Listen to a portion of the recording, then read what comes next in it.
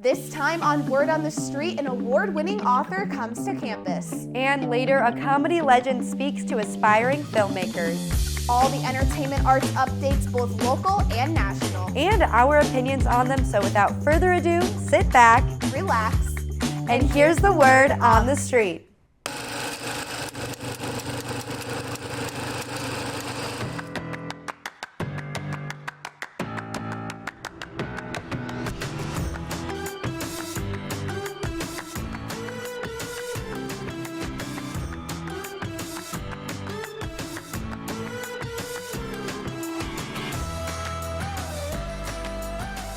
Welcome back to another episode of Word on the Street. We are here every week to give you your local and national entertainment updates. This past week, one of the biggest festivals took place in California. Coachella had some amazing moments that we're going to break down, but for now, let's send it to Mark Fortunato, who's in the newsroom to give us the rundown about an author he was able to speak with this past week. That's right, ladies. Last week, I had the honor of attending a reading by famed author David Sedaris, and it sure was a thrilling night for book lovers like myself. I have the full recap on how the community welcomed David Sedaris to Iowa City. Thank you so much for coming tonight. Author David Sedaris once again returned to Iowa City, stirring up the crowd in laughter as he read from his most recent book. I guess I'm just most excited to see how the city of Iowa City is engaging with more literature artists. We typically don't have a ton of literature come through the Englert, but every time we do, I get really excited. The crowd was small when the doors opened. However, by the start of the show, almost every single seat was occupied. Applause erupted when Sedaris stepped to the stage. It's pretty full in here, almost sold out. Very engaged crowd, very excited for what's going on. Sedaris is a pro at satire, so he began his second night at the Englert by showing off his outfit, walking in front of the podium as he critiqued his own wardrobe to the amusement of the crowd.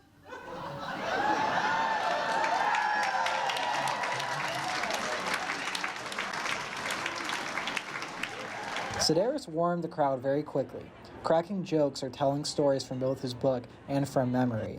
He also reflected on his most recent work along with a Q&A session. Whoever he's with. See?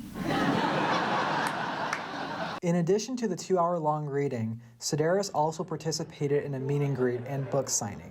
He's been here many times, so it's kind of like a homecoming in a way. It'll be a really fun night.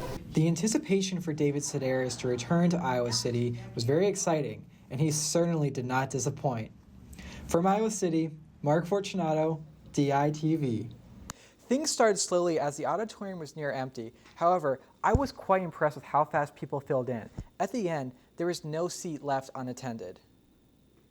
Since Iowa City is a city of writing, it was a very special moment for the community to welcome Sedaris, who is known for his comedic and honest writing. Some of his best-selling books are Me Talk Pretty One Day, Calypso, Holidays on Ice, Let's Explore Diabetes with Owls, and many more. Before taking to the stage, Sedaris was signing books upstairs and meeting attendees. His introduction was short, as Sedaris wanted to get right into things. He was brief with thanking people coming out to see him, instead wanted to show off his fantastic outfit, which consisted of a blazer and pink pants. He discussed a lot of different things, from his new book, his writing style, and also joking with the crowd, making everyone, including myself, erupt in laughter.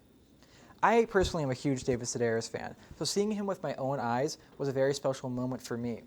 And like everyone else there, we were all super stoked and excited to see such a legendary author return to Iowa City. I can speak about David Sedaris for hours, but for now, I'm going to send it back to you guys in the studio. And Hannah, I don't know about you, but I was keeping up with Coachella and all the moments this weekend. And there's one in particular that I really wanted to talk about and dive a little bit into. I can guess what it's going to be. I saw it all over TikTok and Instagram, so I'm excited. Yes, and that would definitely be Lady Gaga's show-stopping Mother Monster herself. It was just incredible, and people were saying that she really kind of changed Coachella in a way that this was so monumental and that no one will really ever be able to live up to her standards of this performance. I mean, she was just incredible. It's Gaga. She's theatrical. She puts everything out there. I mean, the budget she had, just the quality of this performance is so thought through, so amazing. And I know she did, I don't want to say like an Eras tour like Taylor Swift, but she did do from her first albums and like kind of progressed and mixed in her new eras and like how her music's changed. And I just love her theatricalness and her wigs and her costumes and her dancers. I just love it all. She's very unpredictable, but I think in the best way possible. yes. And that's what makes her so entertaining to watch. And just the giant dress and the opening number, and then just her song choice in general, when she kind of switched from like the Abracadabra as her opening number, and then she fed into Shallow, which I just loved. She just sat down and played at her piano, and she killed it, and it was almost 2 hours long, which is was a long crazy. set, for a headliner for sure. Yeah. And like with Gaga, it's really cool because when we were first introduced to her as kids, you know, she was very much pop princess, in your face. Like she started out as a burlesque dancer actually before she went into music. So, and like we know her choreography, it's very sharp and creepy, and we just know Gaga from that. But then as she's gotten older, she's been able to kind of change that and do more of the sit down and sing and piano and emotional stuff. But then now with like her newer album too, she's able to get back to like her pop roots of when she started out. So I really like how you can just see her do it all, and how in one performance she literally did it all and just showed who Gaga is now and who she can be. She's very talented, and I think that Coachella was the perfect place for her. She's weird, but in the best way possible. Like, it's so captivating, and she ended on a great note with Bad Romance, which was also just amazing. But one of her best ones, obviously. Definitely. Yeah. I also want to shout out, I know she wasn't a headliner, but she opened for a headliner, was Charlie XCX and her surprise guests. So Charlie, you know, she's been around the music scene for a while, but she really blew up this summer with her album Brat, you know, sparking the Brat summer trend. She did not disappoint at Coachella. She rocked her signature micro shorts and crop top with sunglasses, and she brought out guests like Lorde and Billie Eilish, and Troye Sivan, of course, on some of her biggest songs. So that was insane, and those were some of the clips that I was seeing, was the ones of Billie Eilish and Guess and Lorde and Troye Sivan. Really cool it was so cool, and her crowd looked amazing. People just loved her. I agree. The smaller artists are kind of what make it, and I also lastly just wanted to bring up Benson Boone too, because I love his music, but aside from that, he's kind of new to the industry. He really was no one before 2 years ago, and when he went on American Idol, and ever since he's just blown up.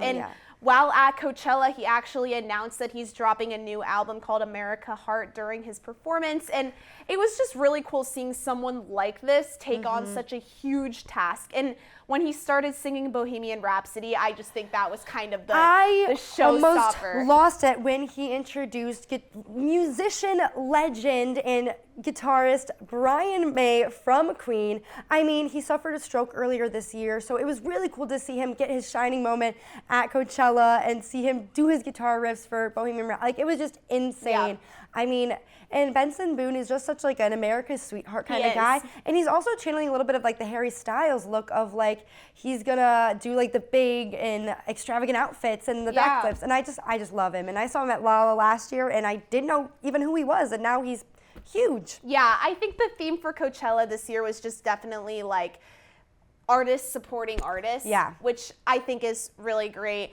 And I know Green Day was also there as well, and they did a great job as well. And there was just so many new artists. There was just some great people. But switching gears just a little bit from Coachella, taking it back to the local Iowa City, a big surprise is in store for some lucky Hawkeyes tonight, including myself. I cannot wait. Cinema students, along with their friends, are able to attend a virtual visit from a familiar face in the TV industry. DITV's Liz Schultz has the preview for the special celebrity appearance. Thanks, ladies. And this evening, get ready for a special visitor. Students in a University of Iowa cinema class are getting a virtual drop-in tonight from none other than Rainn Wilson, aka Dwight Schrute from The Office. He was originally supposed to visit campus in person, but could not make it tonight and will be zooming in. Wilson will be zooming into the class at 6:30 p.m. in the Becker Communication Studies building, room 101, where DITV's Grace Lathrop will be attending.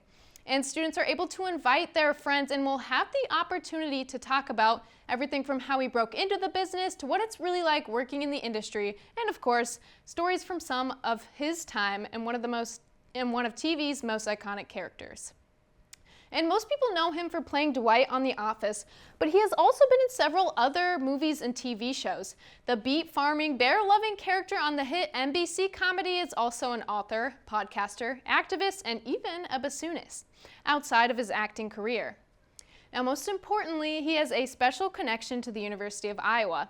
I did not know this, but his wife, Holiday Reinhorn, is a Hawkeye alum. He has visited Iowa's campus in the past, including in 2023, where he spoke at the Englert Theater as a part of a discussion on spirituality, drawing from his book, Soul Boom, Why We Need a Spiritual Revolution. And now we're excited to hear what Grace takes away from the event and how the class and the visitors respond to having such a high-profile guest drop in. I know Grace is a huge fan of The Office, and she's really excited for this event, so I'm looking forward to hearing how that goes. And it should be a shrew-tastic time. Back to you guys.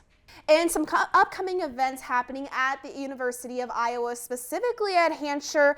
The next big show coming is River Dance, which is a Broadway spectacular, and will be at Hampshire Auditorium from May 9th to the 11th. Yeah, no, this show has been traveling for 30 years, and it features Irish dancers and international music for a show-stopping dance performance. And it may be a little unconventional, used from Hampshire's usual of music and Broadway, like musicals and plays, but I'm excited for something like this to come here. Yeah, I was watching the trailer on their website, and it actually looks really, really cool. If I wasn't already out of the campus, I would be there for sure. It's just bad timing, but it's definitely something that looks like I would want to check out. And then later on in May, the Tina Turner musical is coming to Hampshire in May 30th and June 1st. I'm so jealous. I wish I was going to be here for it. I've heard nothing but great things. I know. I won't be here either, but yeah, like you said, I've heard great things. I know my parents have seen this one when it came to the Kennedy Center back home, and they said it was absolutely wonderful. And it is fairly new.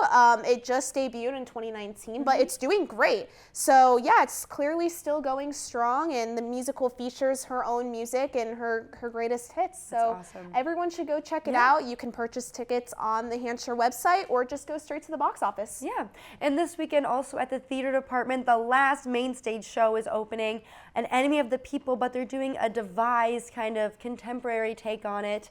So yeah, we'll see what's happening there. Tickets are again at the Hampshire box office. And yeah, see the theater department's last main stage show of the year.